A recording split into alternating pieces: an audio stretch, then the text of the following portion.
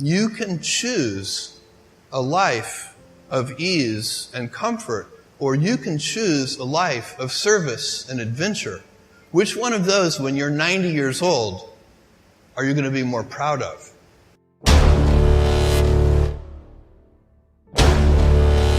Important, isn't it? That's really good. A guy like you. No matter how good we are, we can still be better. You can always be better. Customers have a divine discontent, and they teach you if you listen to customers. So we watch for that, and we see patterns, and we can find places where it's not working, something's going wrong, and that's really how I get the feedback, is from customer input. And often, in all caps, angry, you ruined my child's birthday because the gift didn't show up on time.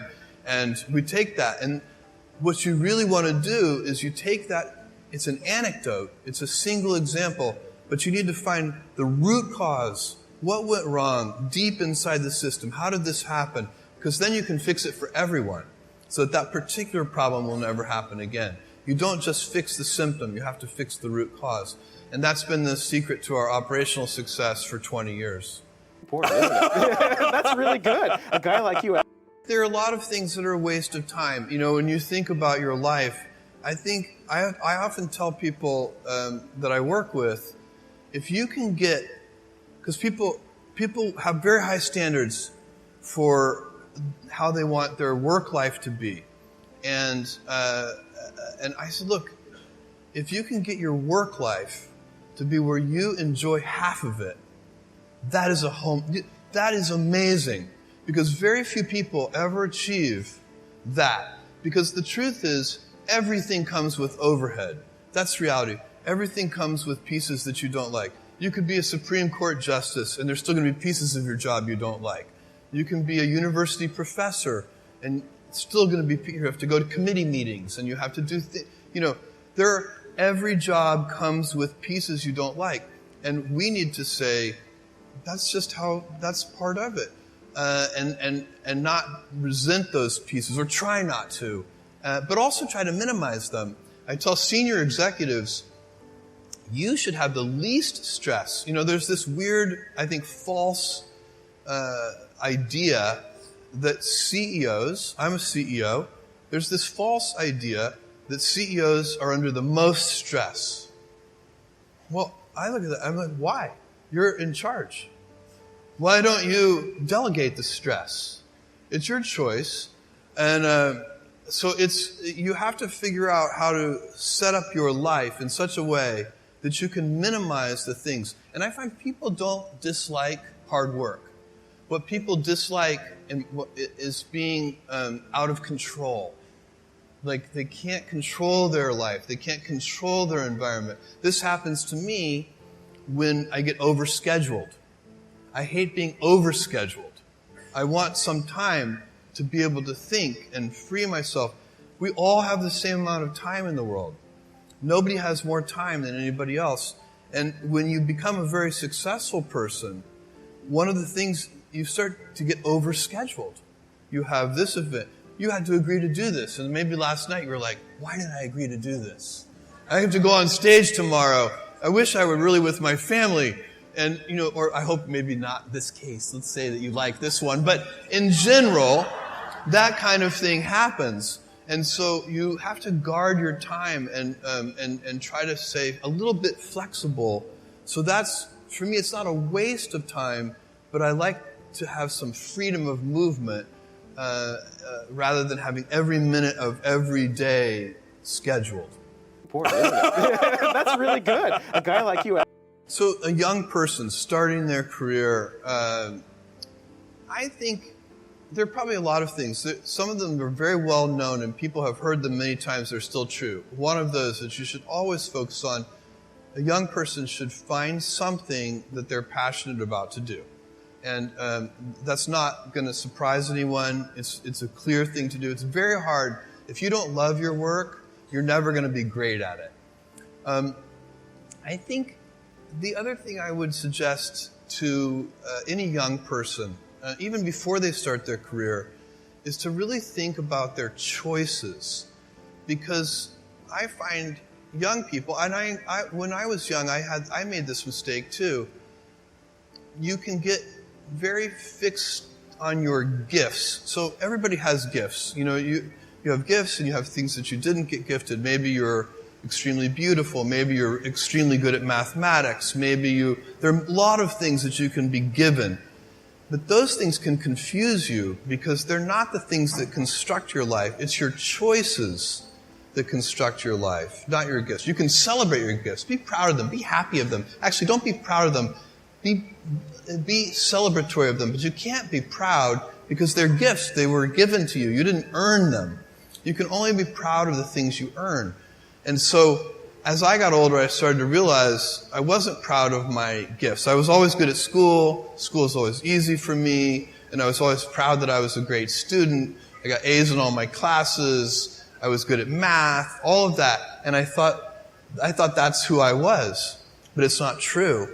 Those are the things that are gifts. What was hard for me is deciding to work hard, deciding to use my gifts in certain ways, to challenge myself, to do things that I didn't think I could do, to put myself in uncomfortable situations. I would say to a young person, you can choose a life of ease and comfort, or you can choose a life of service and adventure. Which one of those, when you're 90 years old, are you going to be more proud of?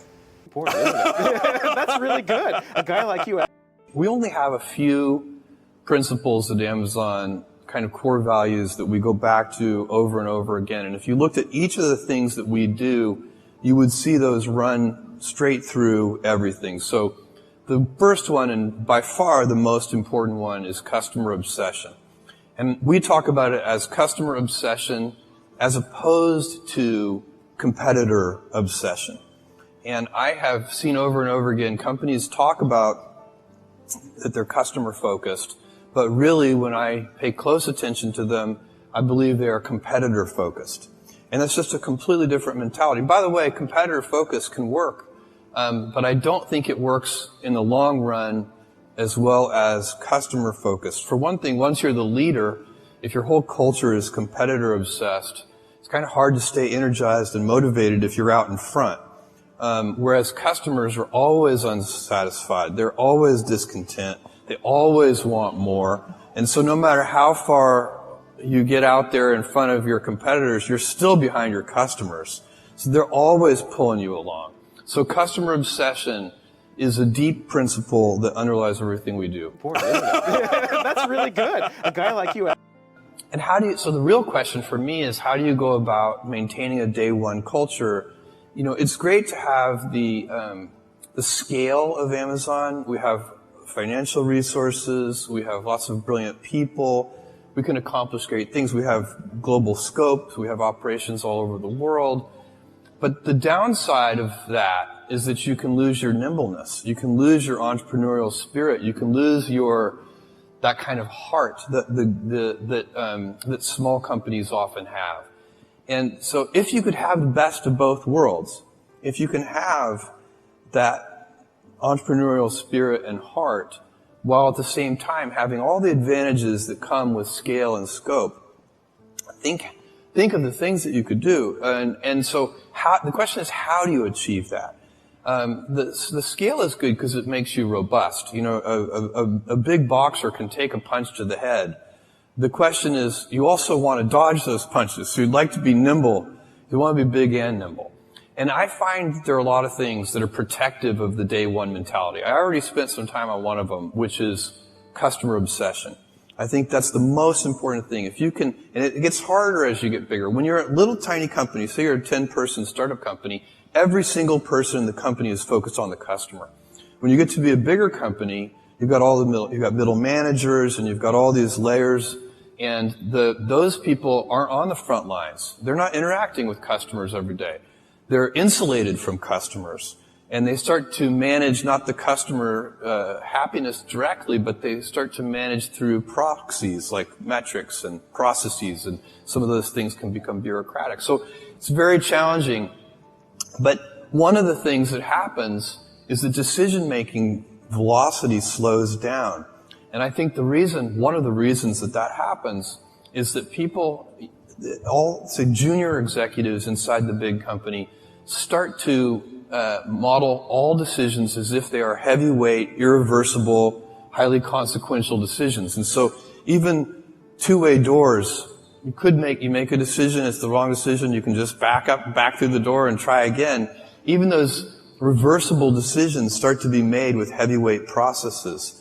And so you can teach people that these pitfalls and traps, and then teach them to avoid those traps. And that's what we're trying to do at Amazon, so that we can maintain our inventiveness and our heart and our kind of small company spirit, even as we have the scale and scope of a larger company. Important, isn't it? That's really good. A guy like you. If the stock is up 10% this month, don't feel 10% smarter, because when the stock is down 10% some month, you're going to have to feel 10% dumber, and it's not going to feel as good.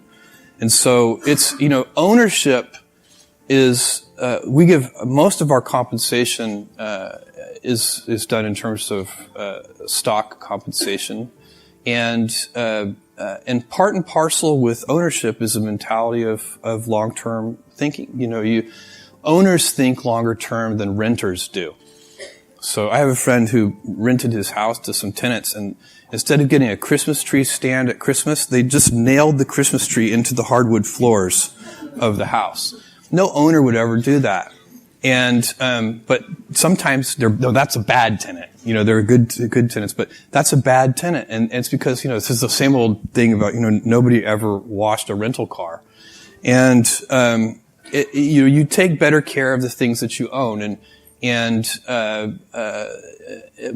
one of the responsibilities of ownership, and definitely deep inside the Amazon culture, is to think about the fundamentals of the business and not the daily fluctuations in the stock price. There's no information in it.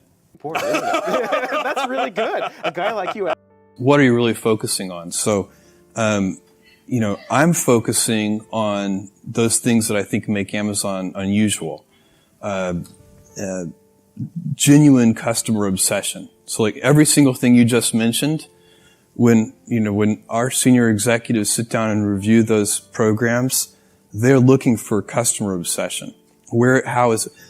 Second one that we're focused on is invention. We don't like to do Me Too offerings. We'll be inspired by something we see in the world. We're not hermetically sealed, but we want to put our own twist on it. We want to try to do something better for customers that's pioneering.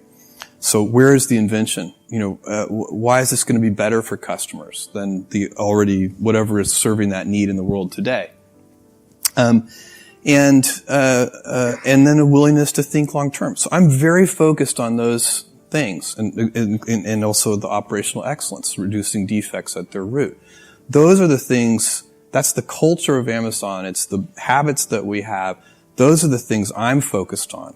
And those are the things that all of our senior people are focused on.